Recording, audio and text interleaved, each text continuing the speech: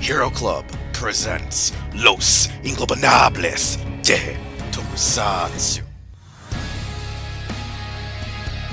This is an all-new episode of Los Ingobernables de Tokusatsu. We are on episode 49 now. Next week is going to be our 50th episode, and we got a lot of stuff planned for you on today's episode and next week's episode.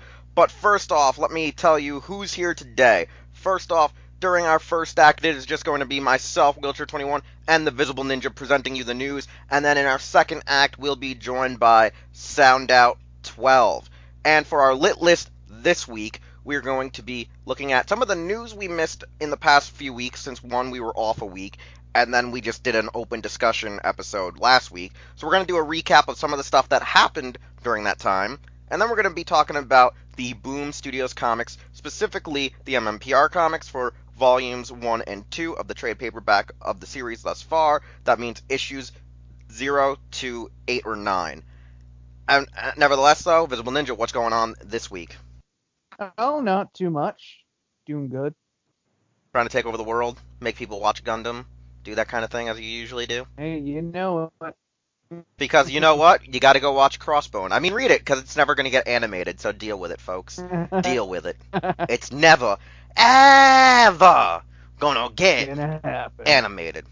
So, on our main focal point for our lit list news, we're gonna be talking about the current wave of Power Morphicon guests that were announced. We're gonna be looking at the Ultraman Rube, or Ultraman RB, toy scans, and some of the information on its cast.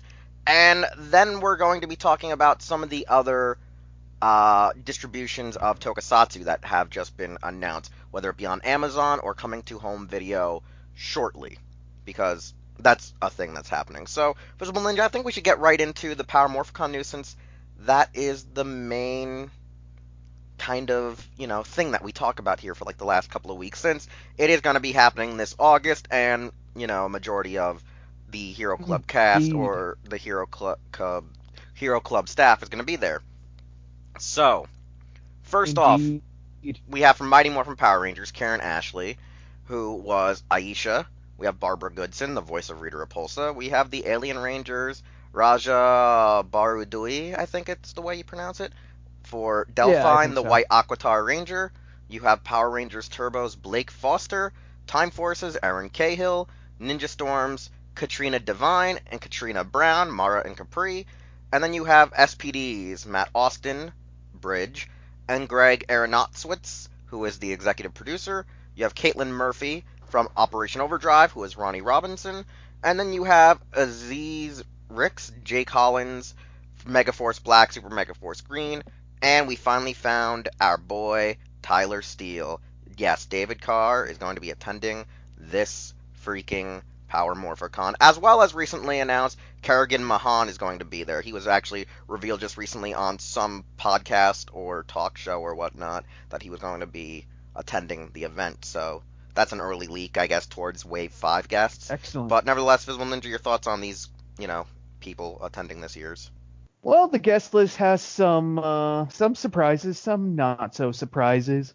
I mean, Karen Ashley's common enough on the con circuit, so that's not really a big thing. No offense to her, but there's some others like Raja, Delphine, because they've gotten quite a few of the Alien Rangers there. I can't remember if they've got them all or not, but I know they've gotten most of them so far.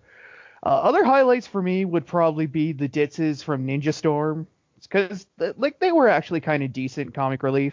Plus, in the end, they weren't evil, really. Plus, Katrina Devine was also, Cassidy and Dino Thunder, and yeah, that was my jam. But and the other one for me would be Caitlin Murphy, since she actually seems like quite a quite a cool chick, since she's actually been sharing some behind the scenes stuff from Operation Overdrive on her Instagram. Same with Rhoda Mayer, who I hope comes to Morphicon or any convention, hopefully one near me one of these days. But yeah, some pretty solid names in the lineup. Oh, and of course Matt Austin too, since it's always great to have but SPD don't forget reps. The highlight of this was the fact that we found Tyler Steele. We finally found him. We found Tyler Steele, after he turned into Darkheart and then came back. I mean, we found him. We found him, Visible Ninja. We found his dad. We found his dad. I'm sure he's gonna get that like all weekend long. I hope after this convention he'll regret coming because of that. Like every time I see him, I'm like, "Oh my God, we found Tyler Steele's dad! We found his dad!" He's gonna be like, "Are you gonna do this every time you see me?" Yes, I am. And I'm sure you're not the only one. And then I'm also gonna ask him, "Why'd you leave him with such a fat, dumb dog?" Or yeah, the whole blooper, yeah, the whole infamous drunk episode. It's the greatest episode of VR Troopers I yet. I know, the good old story, when they heard that they got canceled, they all got smashed, went into the ADR room and basically decided, fuck it, this is our last night here, let's have some fun. And then years later, somebody found a copy of it that they only gave out to anybody who was there and put it up on YouTube.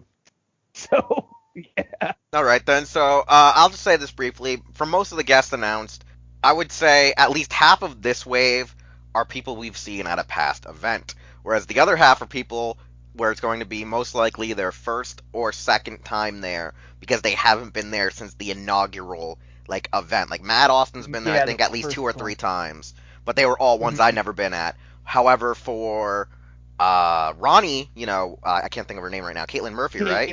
Yeah, this will be her second time there since the inaugural one. For the Ninja Storm girls, this will be their first time. So, I mean, it's a mix and match of people we've seen consistently, and people we haven't seen enough of, or at all. So that's going to be really incredible.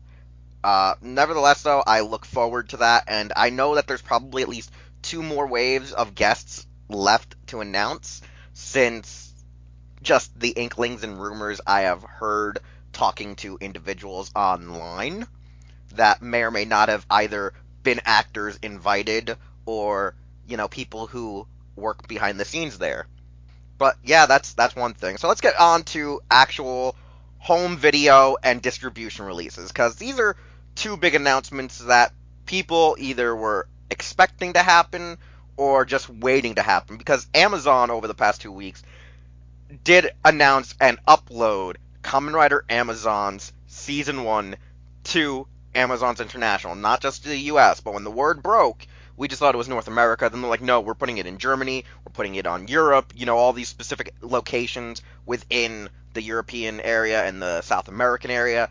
And for some reason, Toei and, Ishinomori Productions are calling Kamen Rider Amazon's Riders, because they think that putting Kamen Rider or Mask Rider in front of it will actually devalue or hurt it, due to the fact that we had the questionable failure in, Dragon Knight and the true failure in Mask Rider. So we're not sure if that's one of the reasons why. So right now, the first 13 episodes are uploaded. However, one could maybe assume that we're probably going to get Season 2 by late 2018, and then it's still unconfirmed how the movie's going to be distributed at this time. So what's your thoughts on Amazon's of our first, home video release, or I should say broadcast or stream release, Visible Ninja? Home video release, I laughed for a minute there. Well, I mean, there is going to be a home video release, because Amazon still releases physical releases, about a year or 2 later after series. Yeah, of their series, just like Netflix is doing now. Yeah, like American Gods. Yeah, I know, but yeah, so it's good to see, because I know they announced it 2 years ago, so it's good to see it finally go through after all this time. Yeah, I know some people are scratching their heads or groaning about it, especially because they're still, I guess, butthurt over the whole Masked Rider thing. But like I said, obviously they've softened to even allow that, stuff over here, as well as the fact that well, Dragon Knight's case, it was more screwed by the network than it being a bad show. But here's hoping, and yeah, enjoy it, because I can't, because I don't have Amazon Prime. All right then. Other than that, I mean, I like Amazon's. I haven't finished Season 2 yet, which I probably should, but I look forward to it because it's something, we covered, we knew about, it was coming, and now we're just waiting for Ultraman or the Origin Saga to come, and now due to the, lawsuit being settled with Chayo, that most likely means, probably by July or June, Amazon's going to be like, hey, look what we got now, Ultraman Orb Origin Saga, which means I better go download all the stuff from, TV Nihon, since I don't have Prime either. Or I should say Prime TV for the time being. Yeah. The next one that we got to talk about is one that came out of like left field. Like we knew it was gonna come. Like we knew this release was gonna come, but the way it was announced was like the distributor and license, like the company that licensed it, kind of just put up a pre-order page, like on their website, but didn't tweet it out, didn't put it up on Facebook, didn't really promote it. It was just like an idle thing of a fan going on the website, clicking around the store, and was like, "Oh hey, pre-orders just opened up." Because Sentai Filmworks did that with the freaking Garo Makai Senki home video release. Now, Sentai Filmworks, or Kraken Releasing, is distributing the Garo television series, and they are properly releasing it in the order that it went in chronologically, rather than its official production order. So that means most likely the third season is going to be released fourth, and the fourth season is going to be released third. And when they got the license to Makai Senki, they rebranded it as Makai Senkyu, which means instead of being spelled S-E-N-K-I, it's S-E-N-K-U-K-Y-U. And this is the Garo TV Collection 2, Volume 1. It will feature the first 13 episodes of, I think, yet again another 25-episode series. And it's set to release this upcoming August for actually like $25 if you get it from them, even though their MSRP is $39.99.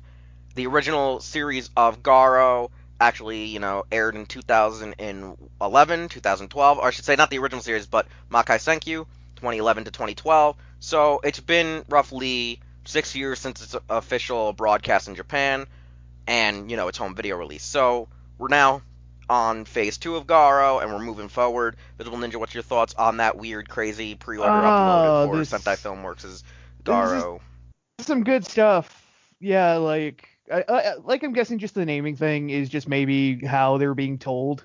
They're being told to call it, probably, because that's probably like the official, the official like Romanji way to write the name, but whatever. And plus the box art we saw wasn't final, so that might change. But either way, you got Garo season 2, which was actually pretty dang good, actually. And of course, this is only the first half. I'll have to wait for the second half, which will be pretty cool. And then of course we got more Garo after that, because we got, the Dragon of the Blue Cry, and then One Who Shines in the Darkness. Yeah, but the thing is, most likely the Zero OVAs will be released sometime during around the Dragon Cries.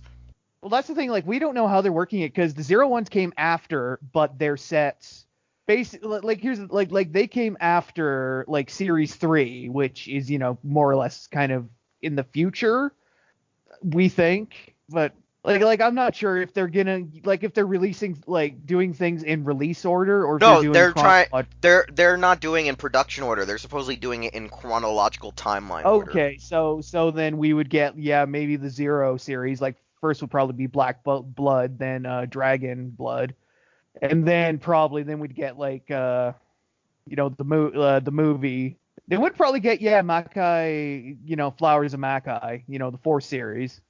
And then finally, probably 3 and 3's movie. Because that's what SoundOut's thinking, or at least they're doing the Phase 1 productions in chronological order, since the Beast of the White Knight movie, kind of the way the events set up with that Red Requiem is that Beast of the White Knight occurs after Red Requiem, but Red Requiem came years later. Yeah, because that would make sense, because I know the Kiba, Gaiden came out between Red Requiem and the second season, but it was released before them. Because they're trying to release they're seemingly at least trying to release the Phase 1 Garo stuff and the Phase 2 Garo stuff in chronological order, which means I feel like the Zero side movies and side stories like Dragon Blood and Black Blood have to be coming after they release the TV collections 1 and 2 for Senkyu. Yeah, again, that it wouldn't surprise me if they're doing that. But like I said, we'll just have to wait and see, since this is only the first half of the second series, so still got to come. Yeah, there's still more home video releases, but hey, at least they're moving a lot faster and quicker than they are with Shout Factory Super Sentai releases. Garo is lesser, but the way they're producing these DVD home video collections is hey, we're done. Hey, we're done. Hey, we're done. Hey, Sentai, how far are you? And you've had the license for how long? You're not even up to Gal Ranger yet? Yeah, I thought so. Like that one might be a licensing thing with Toei though. Is that they like it might be a thing with them of them not wanting Shout Factory to put out more than say 2 in a year.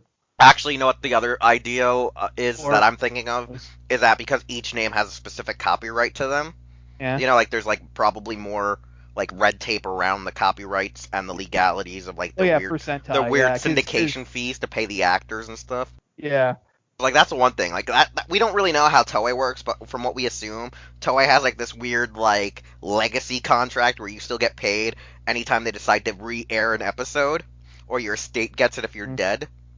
Right. But nevertheless, though, you know, we got 2 distributions for, you know, Tokusatsu, more of it. It's great, it's good, and maybe it'll help even further. I mean, Garo's already doing really well. Amazon's being out just leads to the fact that maybe Toei and Tsuburaya may consider doing more Amazon productions too, so they can have another medium to get their shows out to international audiences, since Tsuburaya has a deal with already Toku HD/Olympusat, and then you have Crunchyroll, and it's helped them out significantly. Hell, if they probably didn't get that deal with them, probably Tsuburaya would still be dealing with Chayo even up till now, you know what I'm saying? Like, I think that helped them get rid of it, because they're like, hey, American people, we want a deal, plus we want your lawyers to help us. And then bam, they won. Bam, there you go. Yeah, exactly. So, speaking then again, like this thing's been going on for years though, so it's not a new. No, it's not a new thing, but it seems like it just finally ended, and it can never happen again. Yeah, it's finally definitely over. Like, it's just that they're like, I feel like they made deals. They're like, hey, help us get rid of our enemies, and then they were like, enemies be gone, and it was like, strength in numbers, motherfucker. And that's literally how it happened. That's how I believe it happened. Nevertheless, though, let's talk about the main Ultraman news, since we actually are segueing onto that. Because we got the Ultraman RB, or Ultraman Rube, which is the twin brothers, Ultraman Rosso and Ultraman Blue. And the cool thing about it is we've known that they were coming for a long-ass time. We've had some toy scans, which we'll talk about in a minute. But the first thing that broke was the fact that Tsuburaya released 2 to 3 different types of press releases. There was the ones that they released in the newspapers, there was the ones that they released on their official website, and then there was the English version that came out minutes after I had already viciously worked to translate the Japanese press release for this, where we find out Yuya Harata and Ryosuke Koke will be portraying Katsumi Minato and Isami Minato. Katsumi Minato, portrayed by Hirata, is Rosso. Koke is Isami Minato, Blue. Katsumi is actually the oldest of the 2 brothers, having worked at the father's clothes store and has gone to college, where Isami is currently the one currently attending college. However, translations are blurred that one could actually be the one at the father's shop, the other one couldn't be. There's a lot of things that are conflicting still at this time, due to the fact that the older one looks like, you know, he actually works there, because he's the more fashionable one, where the younger one looks like he's still in school, you know what I'm saying? Their lives are going to change when they come in possession of the Rube Gyro, or the RB Gyro, and the RB Crystals, which allow them to become their Ultramans. The thing about the plot is that these brothers may often collide with each other in their personal lives. However, they'll have to look past their sibling rivalry to confront this new enemy. We also had a small teaser-like package that just presents the actual suits for the series, like how they look, how they act, some of the other traits that they might use for qualities, for how when the suits appear on screen, like emphasis on like the flame effect or their water effect. And we know that the series is going to be airing on July 7th, and it'll span 25 episodes. It's a part of the new Hero Generation saga, which has started since Zero and onwards. You know, Zero was kind of the first, and then there was Ginga, and Ginga was the first televised one, so it's, you know, Ginga, Ginga S, X, Orb, Geed, and now we have R&B. And speaking of, like, you know, the actual production of the show, we do have toy scans where, like we said, they will transform using the gyro and the crystals, and each of the crystals have a significant Ultraman tied to them, and each of those Ultramen possess types of elements. And the 2 brothers will actually interchange between fire, water, wind, and I believe ground, which is pretty simple to, you know, Kamen Rider Wizard's elements, and even you would even sort of say Kuga and other Tokusatsu characters, whether it be Toei or Tsuburaya. They're common kind of motifs, essentially. Yeah, And they'll be actually facing off with Ultraman Orb Dark, who actually has his own version of the gyro, his own kaiju crystals, as well as his new, it's called I think, Orb Ring Neo. It's like a little scepter with a ring on the top. It kind of looks doofy, but it's kind of funny at the same time. And they're also going to have the Slugger dual weapon blade. It's actually more unique than some of the previous weapons we got in the first round assortment. There'll also be several ways to hold the crystals, like an actual plaque holder. There'll actually be little cases, and there's just going to be a large variety of this assortment of crystals being released, whether it be in the deluxe toy line, whether it be in deluxe sets, or through most likely Candy Toy and Gashapon. Visible Ninja, we've talked about this probably for almost a week now, Yeah. off air of productions and shows, first teaser trailer, the reveal of the actors, and the toys thus far. All right. The trailer, like I'll admit, when I first saw the trailer, like I did see it after I saw the scans, so it kind of didn't have as much impact. Though I do admit the suits, like I said, do look very striking, especially in motion. And their designs, at least of their base forms, really do invoke which ultras they take on. Like with Rosso, because he uses Taro, you can kind of see the Taro horns in his design. Like, it makes him look a little bit like Zero, having a similar silhouette. And then with Blue, like, because he's Ginga, you can kind of see the Ginga-esque in his Yeah, face you can and see a such. lot of Ginga towards the Yeah. shape of the helmet. Yeah, Ginga. Yeah, but like overall, it's an interesting idea that we're getting a 2-in-1 Ultra. Not really, but they both use no, the same device. yeah, that's the funny thing is that one of the Yeah. actors already insinuates that most likely their final form is them fusing, because Using, he yeah. says that he really hopes that the brothers themselves as Ultramen come to combine together to help solve the problems, because he sees that when reading the scripts, each of the characters have the best aspects of one another and the worst aspects of the other. Like, they're like pretty much like whichever one is better at something, the other one's worse at it. You know, it's like Right. if this one's good at, saying basketball, this one sucks at it. If this one's good at probably like cooking, the other one's terrible at it. And he says that these two brothers are the perfect person, so it's assuming that eventually the brothers will become a full Ultra, most likely. Yeah, that's all great. Like I said, the whole idea of the gyro, like it's interesting in the crystals. I mean, it is like an idea that we've seen. Like it's not an original idea anymore of using the powers of previous ultras. It's they've been decaying it for a while now, but I do appreciate they kind of try to put a little bit of a different spin on it. In this case, literal. The crystals, like it's an interesting idea. Like it does remind me a little bit of the yokai medals from Yokai Watch. Yeah, it reminds But me of Yokai Watch meets yeah, O's. yeah, well, yeah, it kind of does because they sort of have like the elemental factors to them too, and of course there'll be black colored kaiju crystals because of course there will. Yeah. But then there's Dark Orb, which is another interesting idea because his little scepter thing, can also be used by the brothers to execute their attack with Orb Origin form. So that's actually kind of cool too. And plus, we're getting an evil form of Orb as a bad guy. So hey, Yeah, it's which not. raises the question, is this a Yeah. direct sequel or is this a spiritual sequel?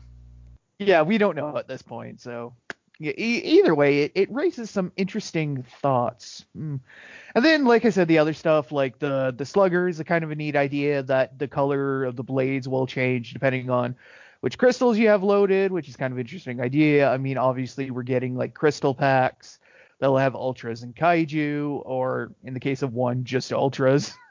But hey, it's all cool. And you got, yeah, your usual kind of storing thing. Like you got the one that they're going to probably use in the show to keep their crystals in. Then you got the plaque that if you put like I think it's 11 crystals in, it's supposed to form the orb origin crystal like in the show. And obviously they all come with different crystals like Zero Beyond and etc. So, but yeah, this is a kind of an interesting. I'm interested to see how the show turns out because like all these wonderful toys and interesting concepts. It's definitely a lot more interesting to me personally than I've then I guess you could say it's kind of grabbing my attention more than I guess you could say that than Jeed or Orb really Well, has. because Jeed, Orb, and X were all still using Spark Dolls, cards, and capsules. I mean, yeah, like the capsules idea with Geed was definitely interesting. Like the show didn't really grab me, but then again, like I said, I'll probably just go back. I'll probably go back and rewatch it now that it's finished and just kind of just soak it in. If I was you, we're gonna have to watch it in order, though. I know. Just soak it in, And when I mean man. wheel, that means, yeah, I'm gonna have to let him borrow my account. Or there's always, No, we're not doing those methods except to watch the Zero movies. We're only using those methods to watch the Zero movies. Get it straight. Okay. Oh no, but yeah, like Rube, RB, whatever you want to. Like I know they're pronouncing it as Rube, but or Rube or you can call it RB, call it Rube, call it whatever. Like whatever. It's looking to be an interesting show, and yeah, we'll have to wait for July for it to start up, but it'll be worth it, hopefully. All right then, and that concludes our news for this week, and we're gonna start heading over to our main discussion, which is the Boom Studios comics. All right, it is time again for our discussion. As we explained before, we are going to be talking about the Boom Studios comics for Mighty Morphin Power Rangers, written by Kyle Higgins. We are going to be looking at issues 0 through 8, the prologue and the first 8 volumes that encompass volumes 1 and 2 if you have the trade paperbacks for the series. Now, I do believe the first issue itself came out in late or mid of 2016, if I recall, sound out. We were talking about these comics, correct? I think they started summer of 2016, or was it spring of 2016? Yeah, summer 2016, because they've been going on. Well, no, it was actually spring of 2016, because we just hit issue 24 a couple months ago. All right, so it was the spring route. But nevertheless, though, yeah, we were talking about these for anyone still wondering, even though you can read it on our screen, even though you could hear it earlier in the episode, us promoting that our discussion will be about these 9 issues. Because why would we be talking Power Rangers comics of all time? Yeah, because why would we be talking about the really crappy ones that were released by? We'll talk about those when they get reprinted this summer. Yeah, because I actually, as a kid, wanted to read the crazy Rob Liefeld comic, but thank God it was, ass and canceled. It canceled after 1 issue, which I think is a record. I think, yeah. Has there ever been any other comics canceled after 1 issue? I think a few, and they were all Image, but yeah. Why is Image the ones to always get canceled? Because they're creator focused instead of editor focused. So if like a writer's just like, I give up, then they're like, well, cancel the comic, because they're not going to be like, the editor's not going to be like, oh, let's get somebody else to come in and do this, because they don't have any editors. Which is why most of their stuff is garbage until the recent era where they actually get really good. Yeah, because I remember Image didn't get good till what, 2004? 2014. Oh, okay, so I was a decade off. But nevertheless, though, let's talk about the crazy, stuff that's going on with these comics. Because I know that we've been all reading them. I was reading them off and on and didn't, religiously actually purchase comics until Shattergrid, but I was still reading digital copies, whether, pseudo-loaned to me by been giving someone's account or doing it the not-so-legal method, as we like to call it here, the not-so-legal method. I've been buying them from my comic shop since day one, and I have multiple copies of each issue. Yeah, I think you and Projekt are the only 2 people I know who has multiple copies of each issue, whereas myself where I think myself and Brian only get an issue. I wish Ben was here, because Ben would probably love to talk about this, and he's probably going to get annoyed, but we'll have him on the next time we talk about, the ones that make up volumes 3 and 4. We'll probably have him on. The Kraken arc.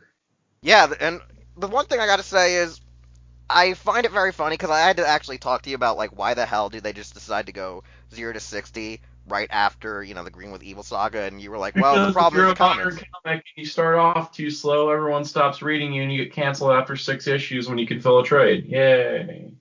Yeah, so pretty much modern comics are now, we can't actually tell a story, we just gotta hit you in the face with action and hope that we can carry the story through our action and events. Exactly. You gotta do stuff, because if you're just walls of text, or if you're doing a slow build-up, you will never succeed in this market. Which is kind of sad, because that kind of, hurts a lot of younger, I guess, writers that always, grew up with some of the, 90s and like late 80s stuff. The people around like our age or a little older that are just getting into the business now going, but I want to tell a story. Well, you can't anymore. You get to tell a story if you sign on to do a miniseries. Yeah, and that's the thing that kind of sucks. Like, because then it miniseries are the doesn't only things that matter can come up how with you pace the story because you're already locked in for 6 to 12 issues. You're set. You can tell the story you want in that time frame. Yeah, which I find really interesting because, like, I think when I was looking at the credits to these guys, I think the only guy I ever heard of, ironically enough, was Kyle Higgins because of Batman 2.0. And he did Beyond. Nightwing. Well, I didn't read his Nightwing. I only know of the Batman Beyond specifically. You know what I'm saying? Like, I know because you and Projekt were always talking about Beyond 2.0. Yes. Beyond comics are good. Yeah, weren't they like the ones? Was that the ones with Tim Drake taking over temporarily? Yeah.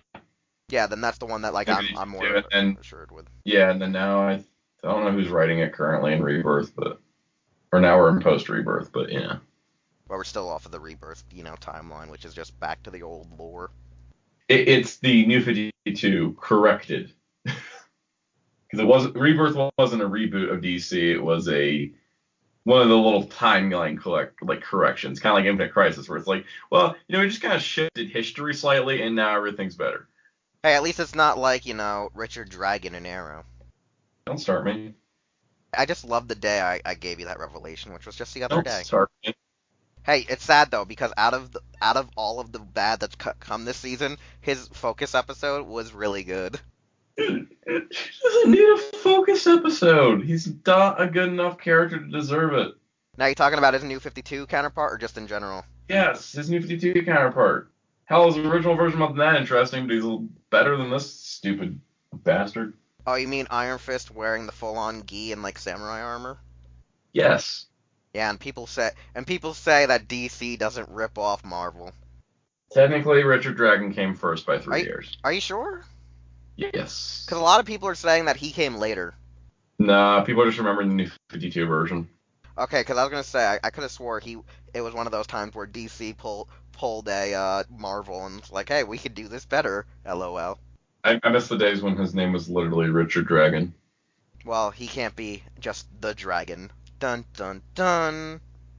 But we're prattling on long enough for our little intro into comics and discussion, because I know, this was something I think you probably would have pitched the idea to me a lot sooner had you known more people were reading it. But now that you actually know there's enough people on our staff reading it, you're like, oh hey, we can do. Also, in general, more people are reading it. Issues 25 and 26 both sold out like instantly. And I'm the one who keeps getting the last issue at my local comic store. What's up with that? Because you get lucky. And I already have my stuff ordered in advance, so I'm Yo, you know what the one thing I do hate, though? I'll tell you this right now, just before we fully finally get into the comic itself, is that, yeah, I found out that my local distributor makes it that if you want to, like, pre-order a book, you have to pre-order, like, 5 to 8 books. Just to be able to pre-order. So, like, if I want a comic, I have to call them the week of its release and just have them put it on hold for me. Yeah, that's probably the best strategy, actually. Yeah, which is kind of sad, because, like, I was actually just wanting to pre-order it so I could just come in and pick it up, but they're like, nah, you gotta, like, order, like, at least 5 books minimum for us to, like, do it. Some stores have that because special order stuff, but, I know for me, like, I currently am reading 14 books, which is down. I used to be reading, like, 30 to 40, but I'm down to 14, and most of those are miniseries, because I think miniseries are just better comics right now. Well, they've always have been, I think, in the last decade or so. I mean, I've also just like dropped some DC recently because twice a month is cool for like storytelling, but it got exhausting. So like I dropped Action and Detective, and like I'm dropping Action after issue 1000, which just came out. So there's that. But like I dropped Detective Comics and Batman and Wonder Woman and a few others because it was just like twice a month was just killer on the wallet. All right, so let's bust into, I guess, volume 1 for people since I bought the trade paperback because I don't want to buy single issues. If I'm behind, I'm just gonna buy the paperbacks. If I'm up to date, I'm gonna buy issue by issue as they come out. Maybe later, buy volumes when I feel like it, so I have something on my actual physical shelf in my comics in my storage case. I mean, that's what I'm doing with the Rebirth Superman comic. It just finished its run at issue 45. And they started putting out hardcovers of like 12 to 13 issues. So I'm just going to pick up those and then trade in my single issues. That way I just have kind of like the consistent reading, easy reading set. All right, so I'm safe to assume that the best way for us to tackle the volumes is probably talk a little bit chapter by chapter, I guess. Issue by issue. Or, yeah, Let's issue start by with issue. 0. So with issue 0, this was, I think, first released at San Diego Comic-Con, if I recall. Well, No. This had to have been released actually legally, I think. right. So this is the thing: is the comic started, I think, in February 2016. There is a backup story in this comic that was a 6-page story that was done on the back of 6 posters given out at the previous year's San Diego Comic-Con or New York Comic-Con, one of those two. Yeah, that's what I remember. I just remember part of the story was already leaked via the Comic-Con, but I couldn't remember how it happened. Where they fight Goldar. Okay, so there was a prequel to this one, you're saying? Okay. Yeah, it's in the issue 0. But there were 6 posters, one of each of the Rangers with their helmets. Oh, it was 5 posters. No, it was the 5 posters of the 5 main Rangers with their helmets. And then that was... actually it was 6, because they had the Green Ranger. Anyways, point is, Rangers with helmets, they were the alternate covers for issue 0, and they were on these posters, and they had like a page each of the story, and then it all connected together to make one story, and that was later reprinted in issue 0, along with the prologue chapter of the main... year 1 storyline. Alright, so with the first issue, episode 0, we have it that it starts off with like this what-if scenario of Green Ranger actually having defeated the Rangers and kind of Rita persuading Tommy, and then it goes to, actual... LOL Draken setup. Yeah, like it actually does like the real subtle Draken setup of him actually defeating them, and then her being like some after-image ghost that's kind of terrorizing him everywhere he's going, while also the city's being attacked by, logically, like the first monster since Green Ranger just joined the Rangers.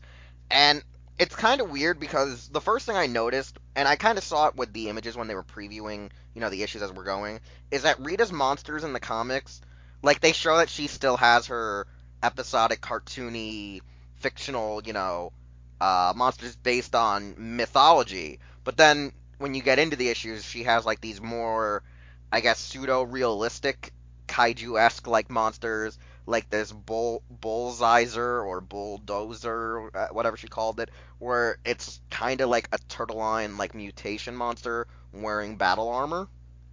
And like later on we'll see, in the other issue, she has like these king shark, grunt monsters that she just grew. And I find that interesting. Like the first monster they fight is like this weird turtle thing wearing armor. And from what I'm understanding is the battle takes place in Angel Grove, but then breaks down into San Francisco, I believe. Sound out? I believe correct. Yeah.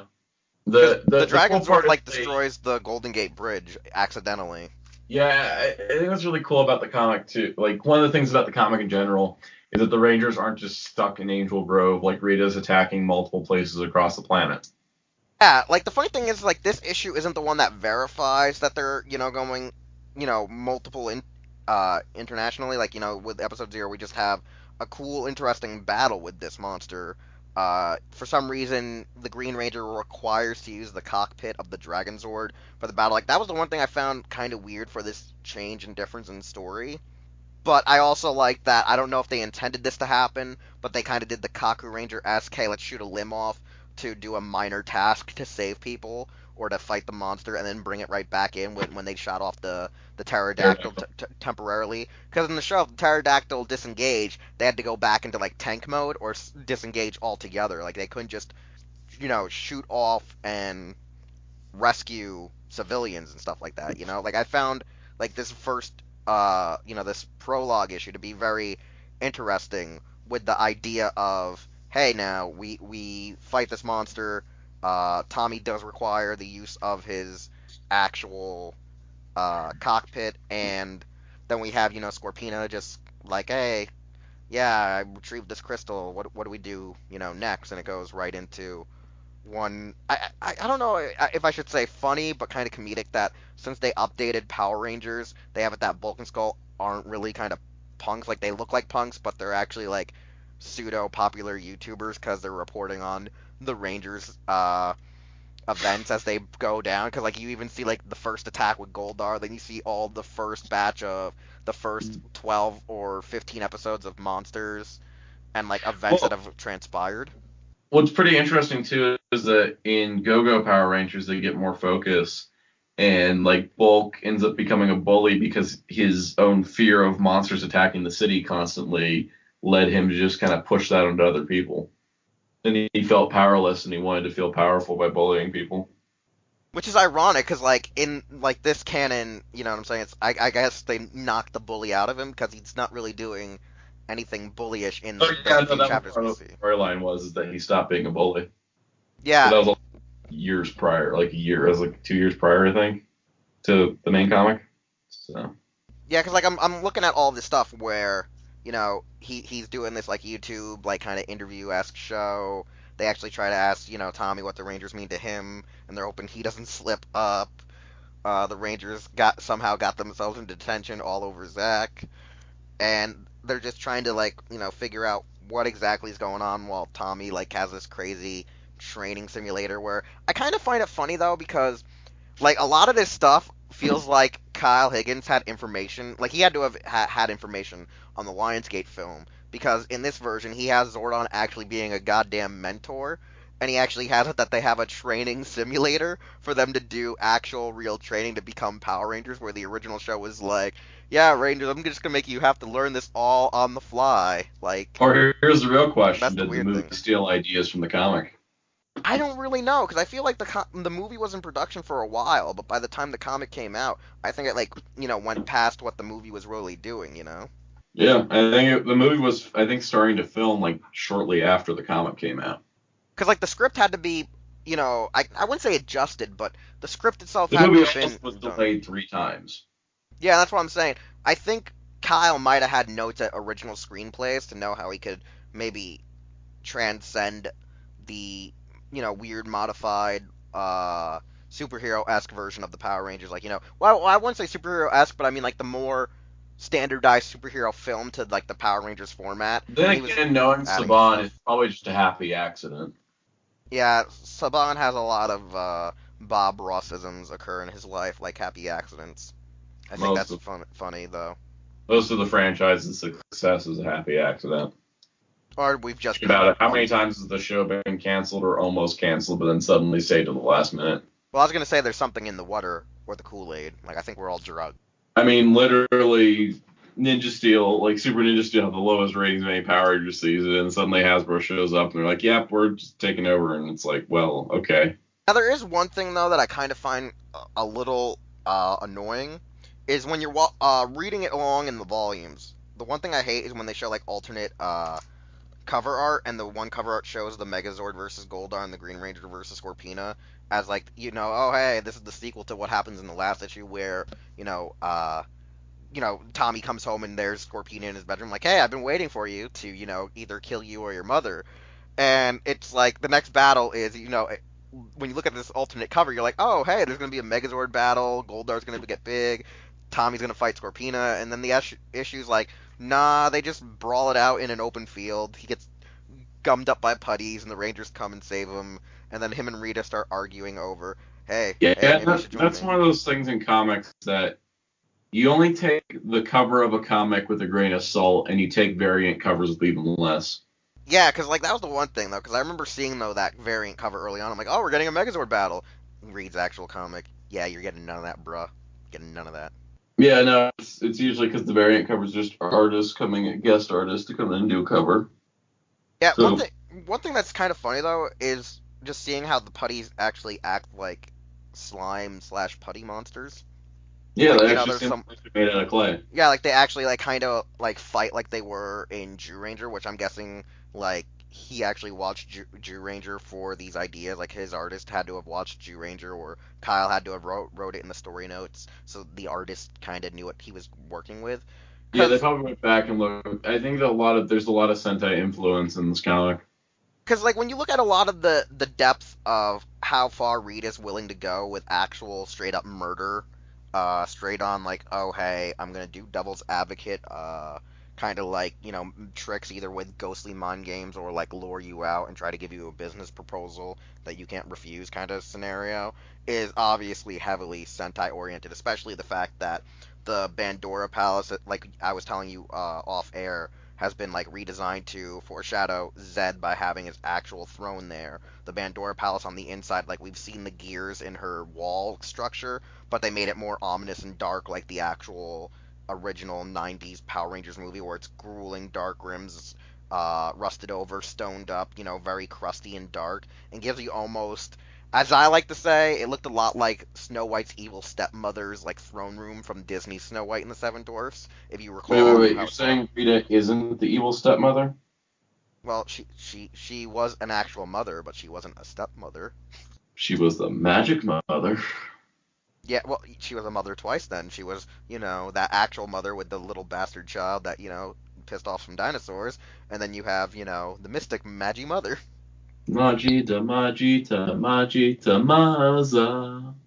So, like, right now, I think we're only at, actually issue 2, but this is issue 3 in the continuity. Like, that's one thing I hate about Zero comics, is that, like, it kind of throws off when you're trying to say, oh yeah, I'm on issue blank, but it's really, like, numbered wrong. Like, I kind of hate that. Just follow what numbers are, because comics get confusing with numbering. Especially since publishers get really scared when a comic reaches too high of a number. Like, Superman's went 45 issues, and they're like, yep, set it back to number 1. We can't have that high of a number. Oh yeah, like I kind of hate that, because they used to do that a lot with like Spider-Man. That's why we've always had the rotation of Amazing, Spectacular, Ultimate, all those other like subtitles and stuff. You know what I'm saying? Not just alternate timelines, but they have all these weird names given to them. Amazing Spider-Man Worldwide, Amazing Spider-Man Spider-Verse, like whatever it is. Yeah, and like DC's done that too. Marvel's the worst at it. They'll have a comic run 8 issues and then reset it to number 1. Yeah, because they've done that with Iron Man several times, because there's like the Invincible Iron Man, and there's like 8 different runs of Invincible Iron Man. Right. Same with Spider-Gwen. Spider-Gwen got a bunch too. But with DC, they've like, like the New 52 like main hero titles, like Superman, Batman, and all that, they got like 52 issues before Rebirth. Like, but then it's like, yeah, and then DC's also done things like where they canceled Teen Titans, and then Teen Titans came back like a few months later as New Teen Titans. So it's a weird thing. Props to IDW's Ninja Turtles comic for being on like issue 81, I think. Something insane like that. Like one of the highest numbers I've seen in a modern comic.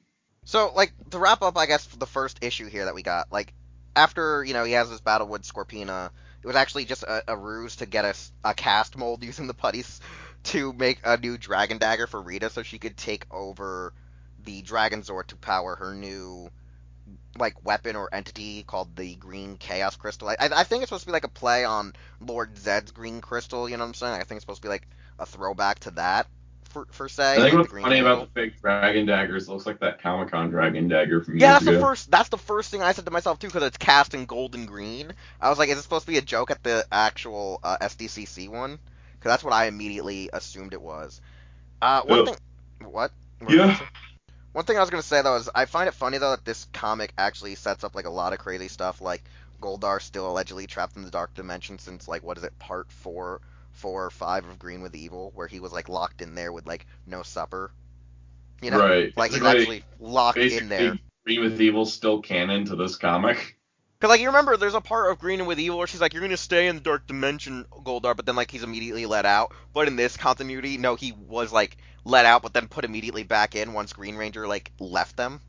Which I think is a very interesting when Go-Go Power Rangers eventually does the whole Green with Evil storyline. Oh, yeah, because the way they make it out to be is that, like, it was more hardcore than it was previously, you know what I'm saying? Like, rather than the one that we saw in the actual footage, you know what I'm saying, on screen. Like, they literally said that in the comics, Tommy was a little bit more successful in doing more damage to them than they ought to thought, like, when comparing it to the show. I gotta say, I like how, like, for some reason, Tommy's having, like, more and more weird, like, blackouts and weird hallucinations with Rita. Like, the one where Rita's really his mother, does, like, some Freddy Krueger shit, and it's like, I'm the only one who loves you. There's also the fact that, like, in this comic continuity, there's a moment where Tommy has to choose between the Rangers and Rita, and that's something that didn't really happen in the show. Because I in know, the show, immediately he was just like, oh, hey, man, you're good we now. broke the sword, hooray! Everything's good. But in this continuity, apparently he does have this decision moment where he makes the opposite decision, and suddenly Draken's created.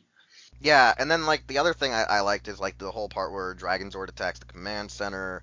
There's this whole thing with, like, issues with the Rangers, like, to try to build. I was saying to Projekt earlier before you got on was that there's, like, this weird thing is that they're trying to actually build that these teenagers, while they're good kids, they still have some bit of attitude and issues. Like, there's this obvious thing that Zack has issues on top of the fact that Rita at least recruited him when we get further into the issues. There are supposedly issues where Trini's character kind of doesn't like that. She's supposedly stuck in Angel Grove.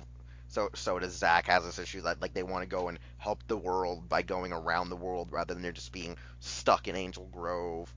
Billy struggles with his worthiness to be a ranger.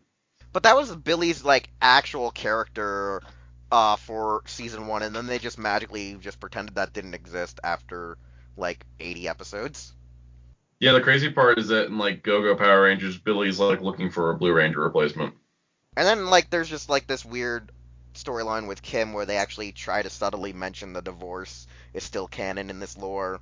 Oh, it's totally still canon. Yeah, but like when you're reading the regular main continuity, she just mentions like maybe once or twice in the first 8 issues that oh yeah, my parents are still arguing, yada yada yada.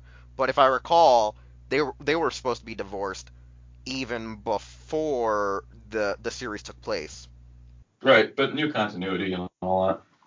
But I do find it funny that like Zack's kind of a problem in this season. Well, not season, but I should say this retelling is Zack kind of is a shit starter. Yeah, a little bit. Cause like he doesn't like Tommy. He's like we don't even know where he's been from. Why did Rita pick him? Because she was pissed you didn't say yes. Like it's all Zack. Like when Zack thinks about it, it should be all his fault. You should have just said yes, turned on Rita, and then just been like, hey guys, look at my new Green Ranger powers. I can stop being, Zack the Black Ranger. Right. But, like, I gotta say, I like a lot of the setup that we have in this issue with, like, them fighting Dragonzord. The fact that allegedly Dragonzord's eye is nothing more than glass. Like, it's glass you can break through. I found that, ironically, just dumb. He just breaks in, breaks the dagger, throws Scorpina, and then it's like, oh yeah, hey, let's get into this huge-ass argument for the sake of huge-ass arguments.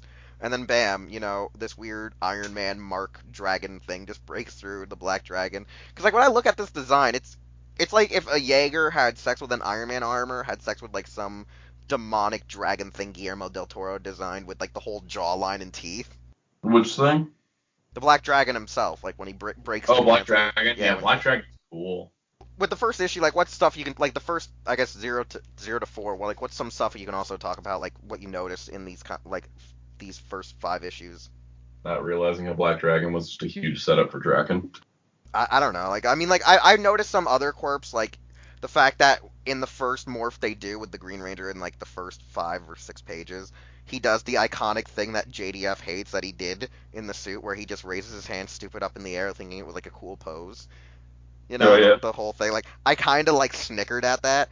It was like, of all things they do this stupid pose that even JDF himself, like, viciously hates. It's just like they're, like, trying to mock him a bit. There's a lot of great homages to like, several aspects of the franchise. Yeah, like, you see it in, like either the artwork or the poses. Like, one thing I don't like is certain ways they redesign the characters in some regards is, like, Tommy's suit, like, the clothes Tommy wears still looks genuine 90s, but, like... But it's not supposed to be the 90s. No, I know it's not supposed to be the 90s, like, I know it's supposed to be modern, but I feel like there's certain clothes that, like, still they wore back then can still work today. Like, I don't think all of Zack's clothes could still work today. You know what I'm saying? I mean, Jason still wears tank tops, so... Yeah, like, one thing I found funny is, like, they have, like, Trini being very preppy with, like, her sweater and skirt and stockings. Like, I felt like it was supposed to be, like, I don't know, like, a throwback to, like, prep, like, the prep school stereotype, or, like, some of the more, like, Sentai counterparts, how they're very, like, modest when they're dressed. I don't She's know. more like a modern goth who's not, like, so dark and depressing, like a happy goth.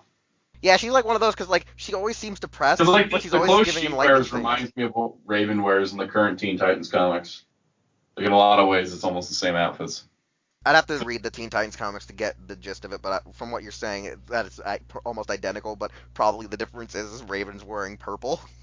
Yeah, Raven's wearing purple and Trini's wearing yellow. That's pretty much. Because in my mind, I'm like, wait, Raven's wearing yellow? Why would Raven wear yellow? I'm like, wait, she's a goth. Like, what? Like, why are you letting your mind think about this? I don't know why I was thinking. I'm like, wait, Raven's wearing what?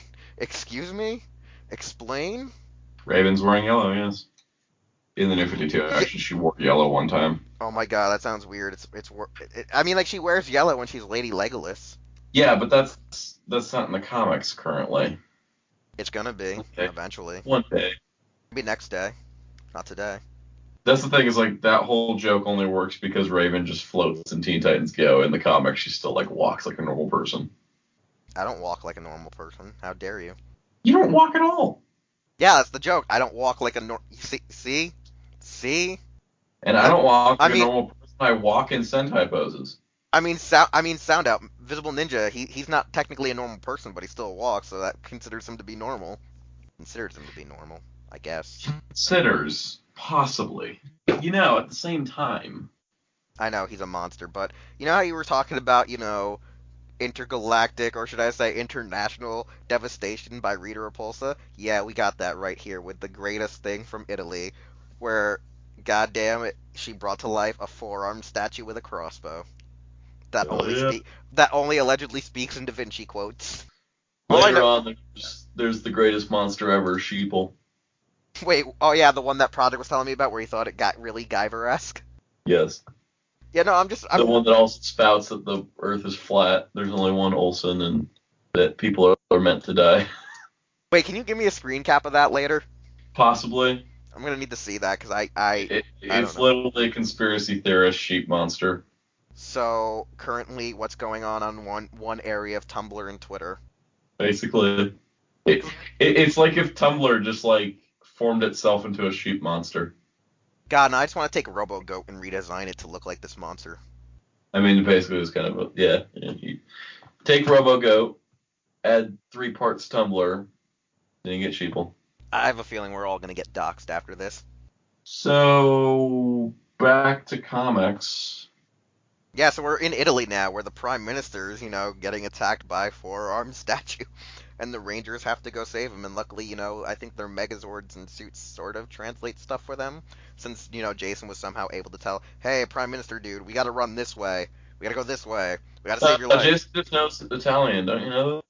Come on now, Jason doesn't know Italian. He goes to high school where language is probably a requirement. Yeah, the only language that was required in my high school was Spanish or French. Yeah, my high school had Spanish, French, German, and Italian available. Well, that's a better place than mine. Yeah, but mine had a drug problem, so nobody remembered what they learned. Yeah, mine had technically a drug problem too, but it wasn't as bad as yours. I mean, we didn't need a riot tank at our place ever, like yours does now. That's just Albuquerque in general, not just my school. Albuquerque is literally I want to call it the planet from Power Rangers in Space. I think it's Planet Onyx. You just have a bunch of villains there pretending to steal Basically, that's gambling. kind of what it feels like. So you're telling me I need to Let's Rock it? No, you gotta get your favorite cloak and then come over. All right. I'll just go get my weird blanket bed cloak thing that freaking Andros used to wear. His weird satin velveteen robe. That thing looked really comfortable, honestly. I'm pretty sure it was probably a great blanket. I'm pretty sure it would have been. I'm sure he used it to nap on set. Or when he wanted to hide on set, he just got in it and just hung from the hangers. It's no one's gonna find me here. No one will ever know. He probably had better camouflage than Steve Cardenas did. It's very true.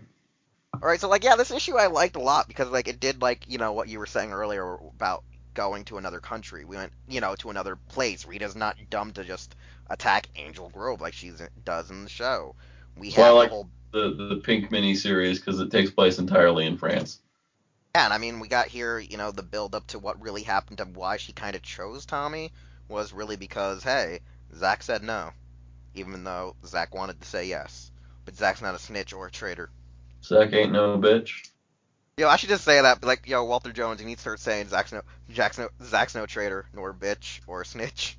But I think I gotta say one of my favorite parts of this, like, when you are in this volume of issues, is like right at the beginning of what is it? I think issue 6, where Tommy's mom just comes busting in his room. Yo, you better be ready for school. He's already gone. She's like, oh, he just went to school. Shows the Rangers never left the command center because Black Dragon just destroyed it, and they're just standing there like, hey, who the hell are you?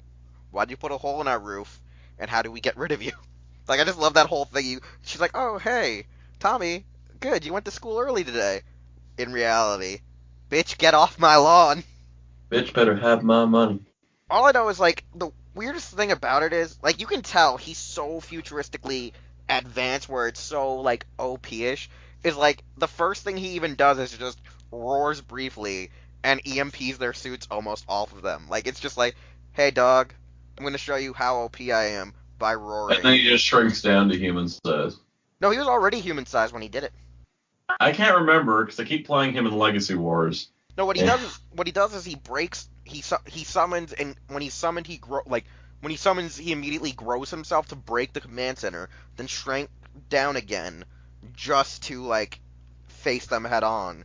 Because as I'm already like realizing with actually reading the copies in hand than just skimming through it digitally, he's supposed to be biomechanic, right? Like, he's not supposed to be anything living. He's like some sentient robot thing, right? No, Black Dragon is a Zord.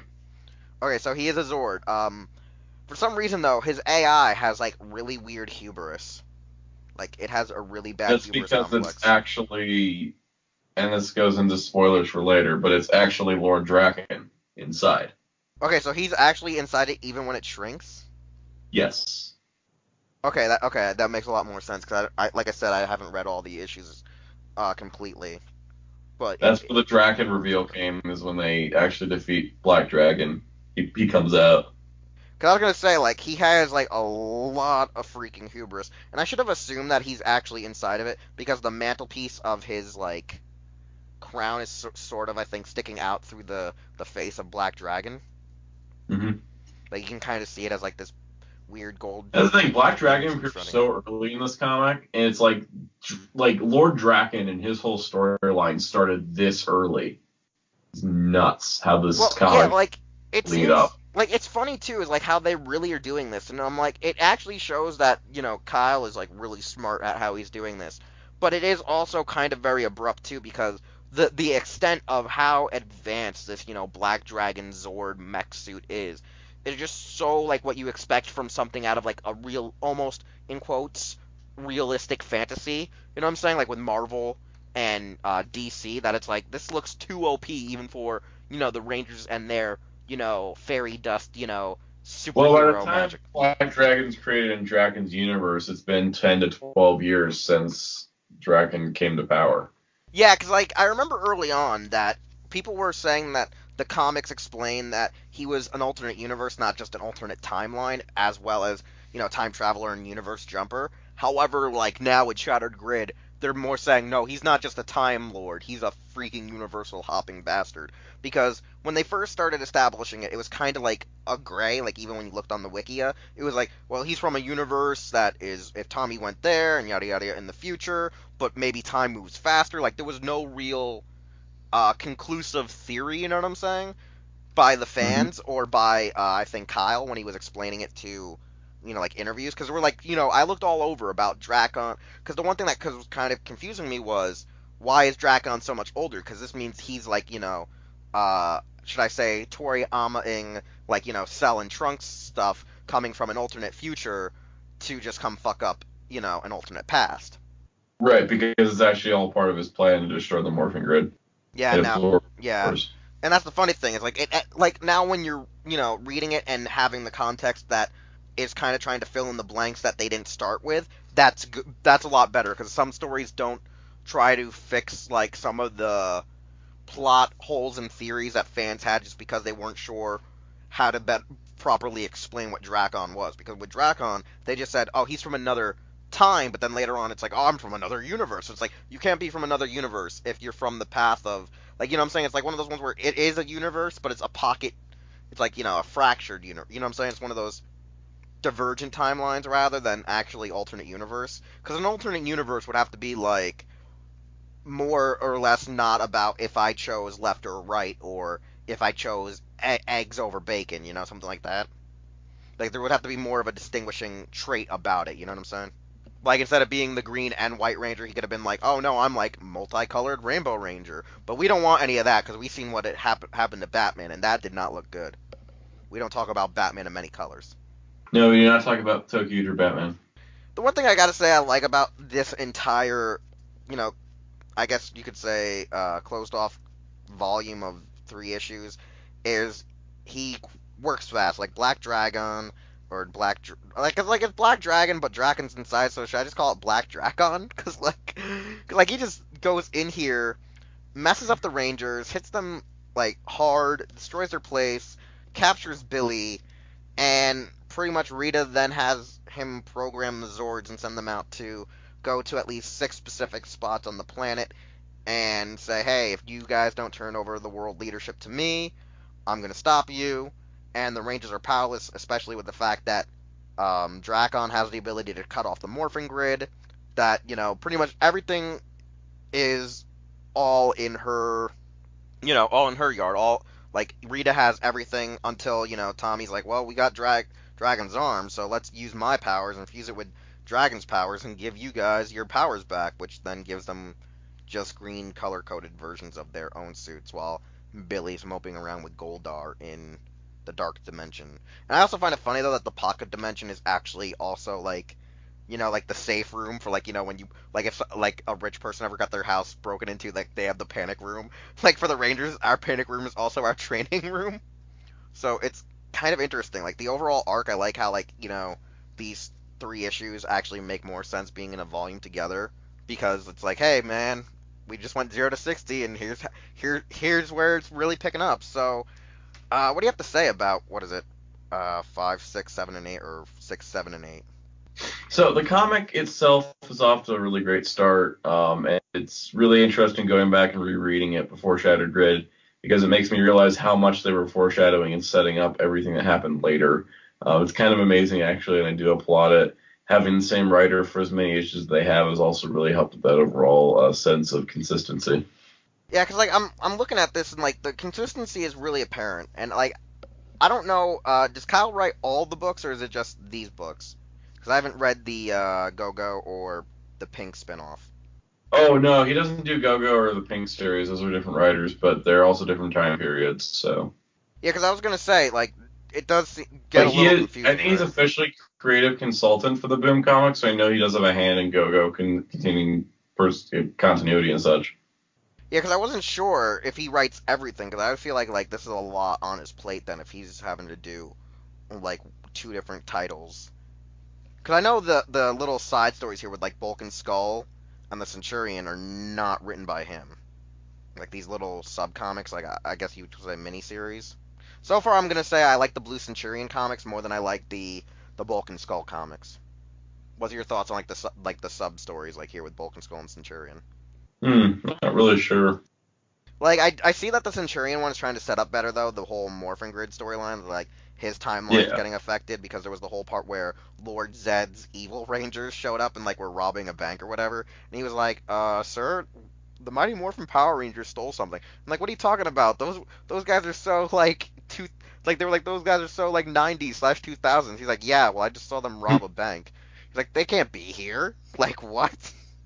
I also like, though, the one thing I found interesting was, like, you see at one of the times where Bulk and Skull had to go to a court hearing for possible, like, either they were going to get juvie or be given, you know, community service. The cop who comes in to, like, take them on community service is Lieutenant Stone, and I'm like, oh, they're foreshadowing this shit. They're foreshadowing this shit amazingly. Like, I'm actually liking the little subplot with at least Lieutenant Stone, but I don't really fully enjoy the Bulk and Skull comics too much. I just think it's a little bombastic and unnecessary. But then again, if you think about how some of the old end credit scenes used to be just outtakes of, you know, Schreier and Narvi, it's kind of expected that they're given, like, these little one-off, you know, ongoing, you know, issues, I guess you would say. Like, these little, you know, oh, hey, here's a little sub-story at the end of your issue that you just bought, you know? It's different. Uh, I do like sub-stories in general. It adds more value to each issue. yeah, because like comics don't do that much anymore, where they add like pseudo subplots or just one-offs. I don't think a lot of comics do that because of just how the industry is, especially with like Marvel and DC, because we rarely see stuff like that. I think Archie tried doing that with the Mega Man and Sonic comics, but they weren't that great at doing it because they were just like one-page panel on the back of the actual issue or like the last page of the issue. You know what I'm saying? But these they get like at least 2 or 4 pages, which is longer than I've seen since like '99. Other than that, like a lot of the concept arts that they put into these books, while I like the fact that they give you these covers, I feel like you could fit more of the issues into a volume if they didn't require putting the alternate covers into the book. You know what I'm saying? Sound like in the volume that I have here, which is 0 through 4, there's like 26 pages worth of alternative cover art, which if you attribute 26 pages to how much a normal comic issue sometimes has, about 26 to 36 pages. Some comics I think still have like around that point. I could be wrong. You could have put in a whole another volume into this issue, and they could have used the cover arts for what's the book called exactly? Is it the Rangers Year One Deluxe HD or whatever HD? Like what's the book called where they just had all the artwork in Sound Out? What's the actual book for that? Oh, the artist tribute? Yeah, that's what I'm talking about. Cause like I said, there's a lot of like pages that they used and wasted on just putting in the alternate cover arts into the book that they could have put more issues into one book. I felt like. But anyways, when it comes to these issues with the start here, do you think it's required that we have to read the other side stories just to get the gist of what's going on, or do you think it's just good so far and contained from here on forward? Since I think most of MMPR is self-contained, and Go-Go Power Rangers is self-contained, but reading both gives you such a better perspective on everything happening. And what's your thoughts on, what is it, Pink Ranger? Because people are saying it's 50-50. It's either good or bad. Pink Ranger's a good miniseries. It definitely kind of ties more into the show continuity, ironically, but I think that is like a non-essential part of the Boom Studios comic universe, but it's still a good read. Why do you think they made it in the first place? Well, they wanted to do a storyline with with Kim, Zach, and Trini coming back to be Rangers. And they had that launching platform of, oh, we could do it after Kimberly goes to the Olympics or the Pan Global Games or whatever. Then they were able to tie it into Gold's storyline as well as tying it into just Kimberly having her own adventure. So, plus they got some really cool costume designs out of it. Plus a female Red Ranger and a female Red and Black Rangers, I think, happened. No, it was a male Black Ranger. We had the Red Ranger was female. Yeah, I was gonna say, which issue was that we have to read though when we get the old Rangers? Is that still in the Mighty Morphin one, or is that in the? That's in Mighty Morphin. That's issue 20. That's still my favorite issue of the whole comic. Yeah, that's the one with Psycho Green showing up, right? Yeah, and that's the one with the female red, female black, male yellow, male pink. Okay, so here's one thing I gotta bring up though before we close this out. I'm having issues with getting variants. What's the best way to get variants? Don't. Just don't get them? At this point, it's really hard to do it. With the more recent issues, are going to be more easier because after how 25 and 26 sold out so quickly, stores are going to order more of 27 for sure. If you're getting variants, if you don't get them like the day it comes out, then it's really hard to just try to get it after. Yeah, because I was trying to figure out which was the variant again with the one with the Gold Ranger and the RPM Red Ranger and the yellow one, because I wasn't sure if that was 28. That's the main cover for the annual. Oh, that was the main cover for the annual? Okay, good. Yeah. Because I really wanted that cover. I wanted to bring that up on the show because that's like my favorite cover. Trades have cover galleries. Yeah, because I'm trying to look through their site right now to figure out what's their volume count. I'm just trying to figure this all out. But no, variant covers, because a lot of them are like 1 in 50, 1 in 100. Yeah. Shops won't get a whole lot of them, so they'll only get like one of each, maybe. It's only if they order enough. I know when the series first started, my shop was ordering a bunch. I was able to get a bunch of variants, but later on, it was much harder to get them. Like one thing I gotta say is like actually having like them. We made the joke earlier, this week I think, or the week before when I picked up my issue. And I said one of my biggest issues about comics is I don't really like following them when I didn't have a store near me that was accessible, because I don't really like digital comics unless they're so old you're not necessarily going to find them, whether it be in their volumes or whether it be, in volume trade paperbacks or by their issues. Shout out to DC for reprinting a ton of old comics. They're just dropping like 1,000-page omnibuses of Silver and Bronze Age, Gold and Silver and Bronze Age comics just coming out like in mass quantities, just in huge volumes, and I love it. Yeah, because like I said, I made the joke that Stan Lee said. It's like it's looking like at boobs on the internet. It's better to feel them than to actually look at them. You know what I'm saying? Like that. Yeah, it really is, and I do appreciate physical comics more than digital.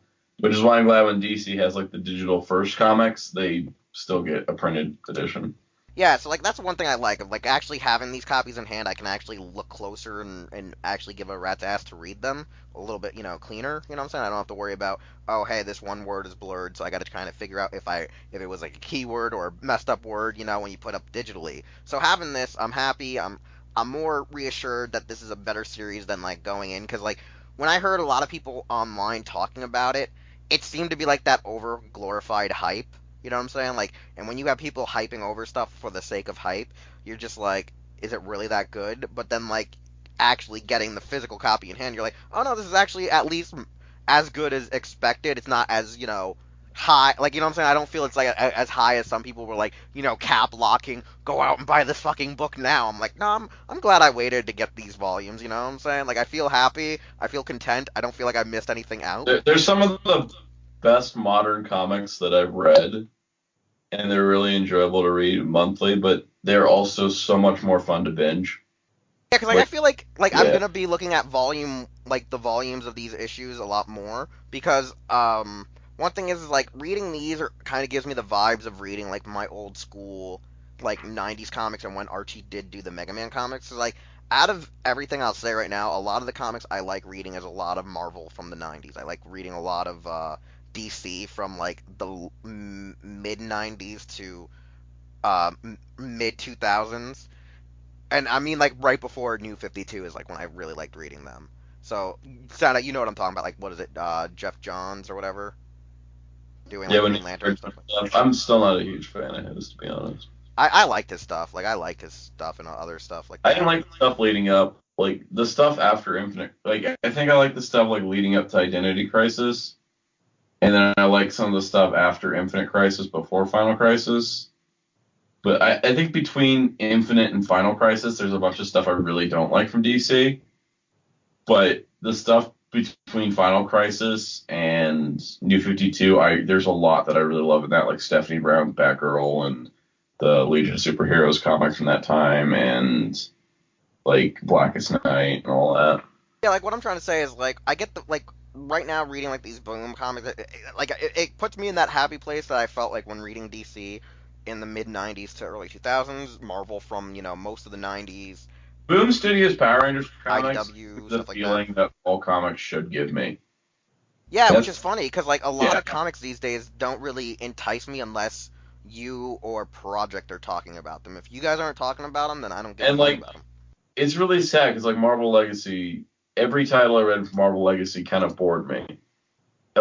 Legitimately bored me, and I don't know what it was about it, but reading a comic where Ghost Rider, Blade, and the Children of Satan team up to stop a demon from taking over the human world should not have been boring and forgettable, but it was. I couldn't tell you what happened in that comic.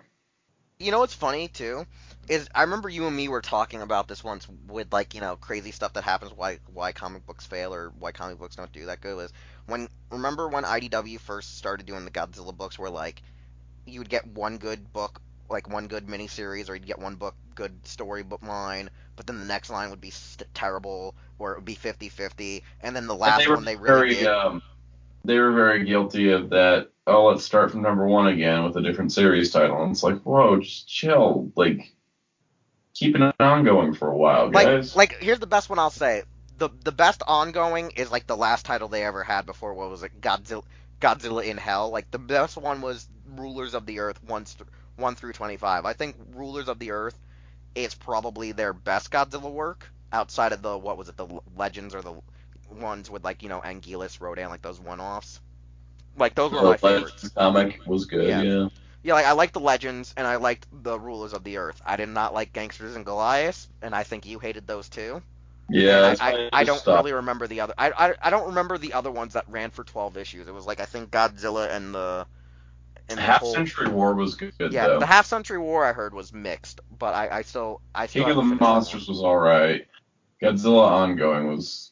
I'm gonna say, though, I would like us to do an episode, since we did do comics like this again in a couple of episodes. I feel like we should talk about maybe, not Power Rangers, but let's do maybe the IDW Godzillas, or we could do the rare, short Gamera series done by Dark Horse. You can only do some of the IDW Godzilla, because I stopped after a certain point. Well, I think I have a majority of the archive saved.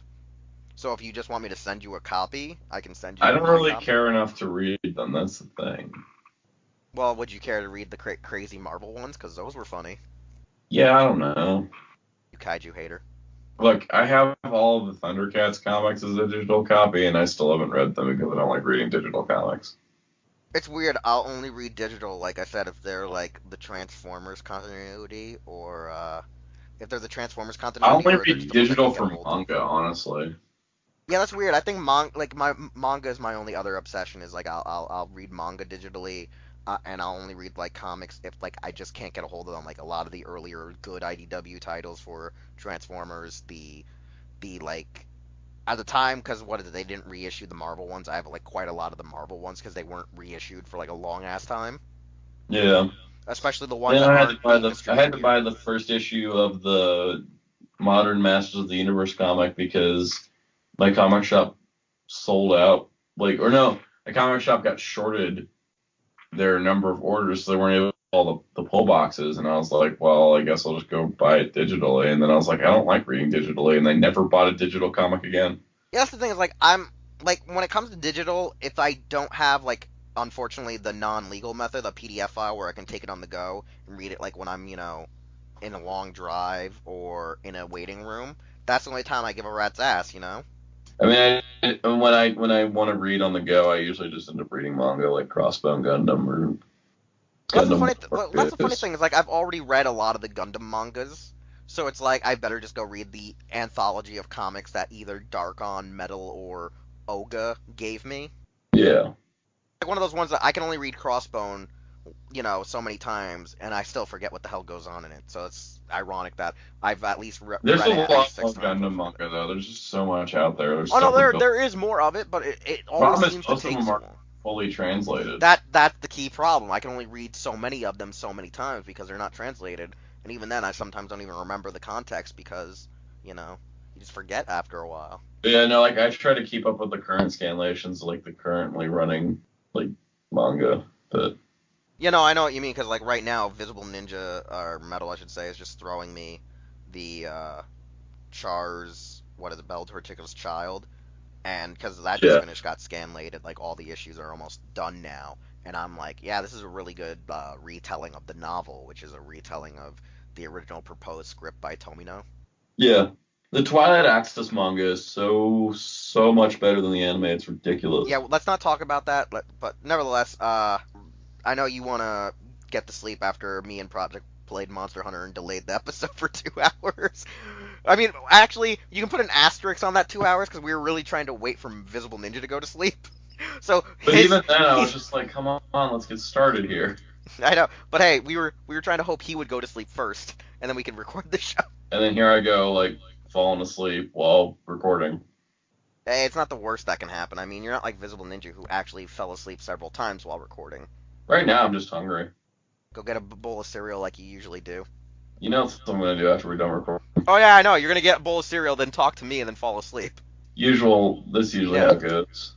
Okay, but nevertheless, though, since we went on about manga and digital copies, I do propose that if you have a store, get the physical ones. Read more comics. Yeah, get the physical ones. We'll revisit. Otherwise, just read more comics. But as I was trying to say, we'll talk about looking at, the following volumes, the next batch of, 8 issues most likely, in a couple of months or so when I know my comic book store has restocked them, so I can actually physically... Oh, yeah, those trades have been selling out at a lot of places. Yeah, so the next time I get a chance to get those volumes, we'll talk about those, but maybe, like I said, in a couple of weeks or so, in a couple of episodes, me and Sandra can do maybe some more tokusatsu-based comics or manga, depending on what we get our hands on. And we'll go from there, because we're trying to do more creative segments on this show, so we're not just one huge discussion. So you'll see in the upcoming episodes, we'll have maybe smaller discussions with some major discussions and news. Who knows? We're trying to make this more of a variety. My money. Yeah, hey. You need to at least have some money. That's why I need money, so I can make it to Morphicon without having to like bum my way there. All right then.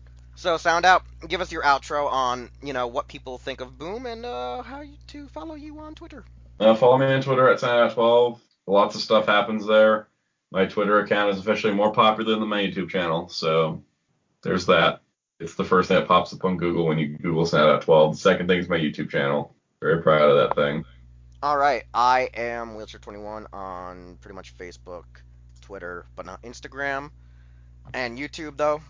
Facebook, YouTube, Twitter, Wheelchair21, Instagram, TaJa_Doyle. You can follow me there. Check us out. Also, check out Hero Club, but you know how to follow us if you stay for the outro. Nevertheless, we'll see you next week for finally episode frickin' 50. Hey, it's Wheelchair21, and thanks again for listening to an all-new episode of Los Ingobernables de Tokusatsu. If you want to hear more content or see more content from the Hero Club YouTube channel, we're going to need you to subscribe, like, comment with some feedback, and share this channel with a friend. We also would like you to check out our website, hero-club.com, and follow us on various social media outlets just by looking up Hero Club for Life, as well as the stores you see are where we shop. Anyways, thanks again, and we'll see you all next time.